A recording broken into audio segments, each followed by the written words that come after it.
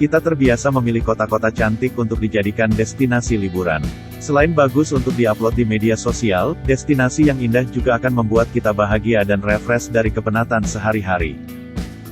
Selain destinasi-destinasi yang keren, ada loh beberapa tempat paling seram di dunia dijadikan tujuan liburan. Menyimpan berjuta sejarah dan misteri, tempat-tempat tersebut berhasil menjadi wisata anti-mainstream. Inilah beberapa tempat menyeramkan yang berhasil kami rangkum. Sebelum kita lanjut, jangan lupa like, subscribe, dan tekan tombol lonceng jika Anda suka dengan video ini.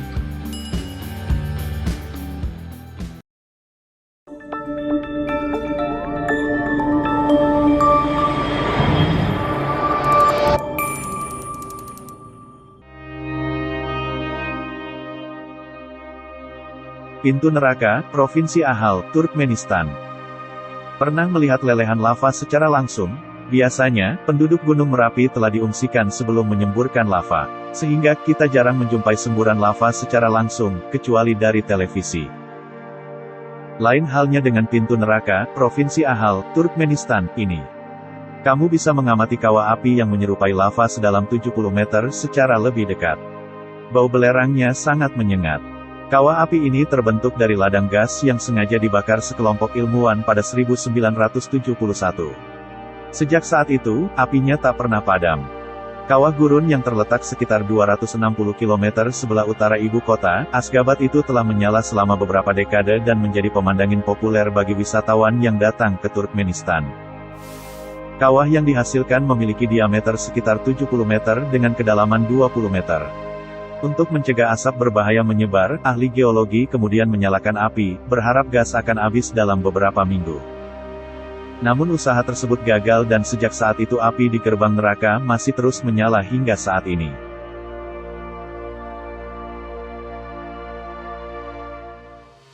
Kuburan bawah tanah Capucin, Palermo, Italia.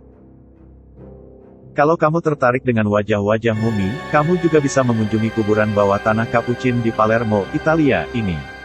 Lebih banyak dari yang di Meksiko, kuburan ini menyimpan lebih dari 8.000 mumi yang mengenakan berbagai jenis pakaian.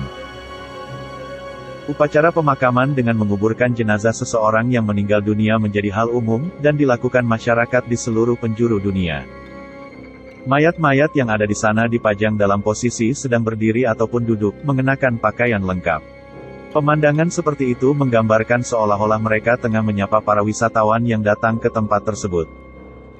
Sejarah dibangunnya katakombe ini berawal dari abad ke-16. Pada saat itu, kelompok biarawan Capucin melakukan penggalian di bawah biaranya. Kemudian pada 1599, mereka melakukan proses pengawetan atau mumifikasi pertama di sana terhadap anggotanya yang bernama Silvestro dari Crubbio. Katakombe Capucin sempat secara resmi ditutup, yakni pada 1880. Namun katakombe tetap melayani jasa penampungan mayat hingga awal abad ke-20. Sementara itu, jenazah biarawan terakhir yang dimakamkan di sini bernama Ricardo, pada 1871.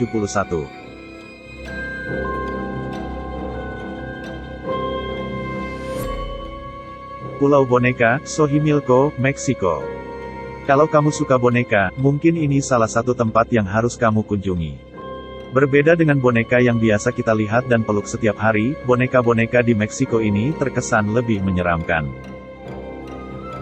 Mitosnya, Don Julian Santana Barrera yang menjadi penduduk tunggal di pulau ini menemukan gadis kecil yang tenggelam di pantai. Tak lama dari penemuan gadis itu, Don menemukan boneka mengambang di air beberapa kali. Alhasil, ia menghiasi seluruh pulau dengan boneka. Tragisnya, dia juga ditemukan meninggal di tempat yang sama dengan gadis yang tenggelam itu.